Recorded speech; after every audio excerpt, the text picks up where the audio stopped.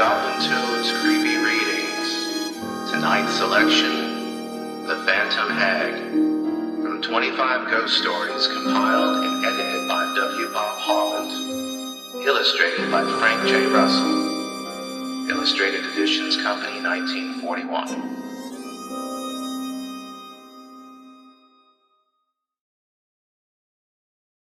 The Phantom Hag.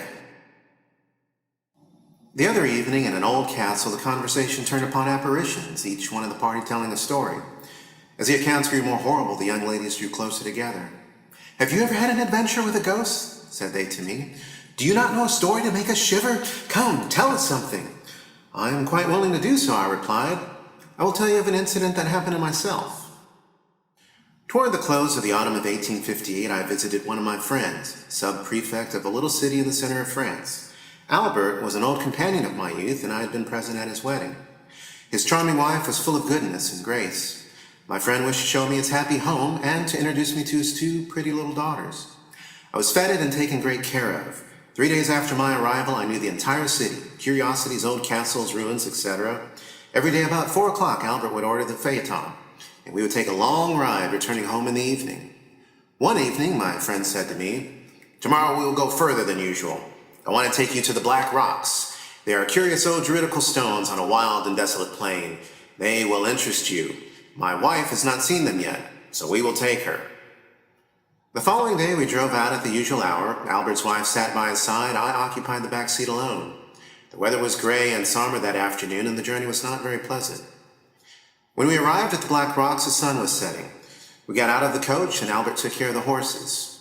We walked some little distance through the fields before reaching the giant remains of the old Druid religion. Albert's wife wished to climb to the summit of the altar, and I assisted her. I can still see her graceful figure as she stood draped in a red shawl, her veil floating around her. "How beautiful it is! But does it not make you feel a little melancholy?" said she, extending her hand toward the dark horizon, which was lighted a little by the last rays of the sun. The afternoon wind blew violently and sighed through the stunted trees that grew around the stone cromlechs. Not a dwelling nor a human being was in sight. We hastened to get down and silently retraced our steps to the carriage. "We must hurry," said Albert. "The sky is threatening, and we shall scarcely have time to reach home before night." We carefully wrapped the robes around his wife. She tied the veil around her face, and the horses started into a rapid trot. It was growing dark. The scenery around us was bare and desolate. Clumps of fir trees here and there, and the furze bushes formed the only vegetation. We began to feel the cold, for the wind blew with fury. The only sound we heard was the steady trot of the horses and the sharp, clear tinkle of their bells. Suddenly I felt a heavy grasp of a hand upon my shoulder. I turned my head quickly. A horrible apparition presented itself before my eyes. In the empty place at my side sat a hideous woman. I tried to cry out. The phantom placed her fingers upon her lips to impose silence upon me. I could not utter a sound.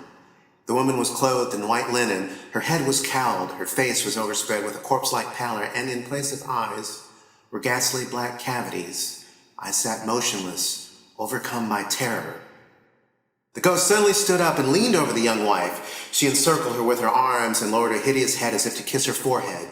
"What a wind!" cried Madame Albert, turning precipitately toward me. "My veil is torn!" As she turned, I felt the same infernal pressure on my shoulder, and the place occupied by the phantom was empty. I looked out to the right and left. The road was deserted, not an object in sight.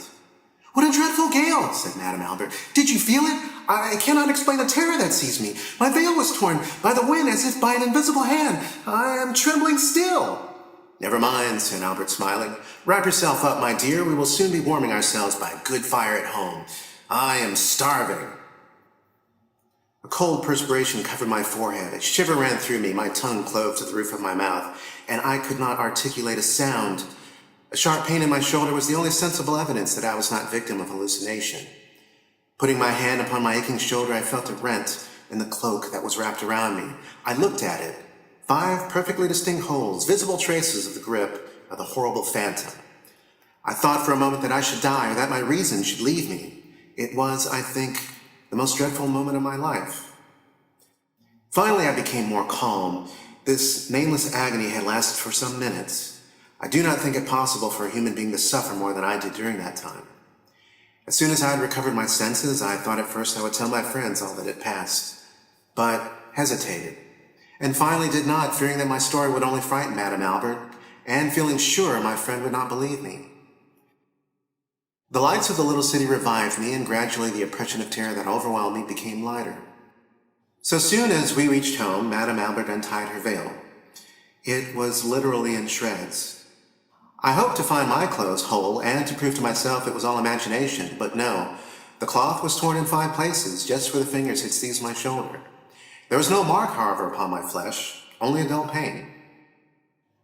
I returned to Paris the next day, where I endeavored to forget the strange adventure, or at least, when I thought of it, I'd forced myself to think it all hallucination. The day after my return, I received a letter from my friend Albert. It was edged in black. I opened it with a vague fear. His wife had died the day of my return.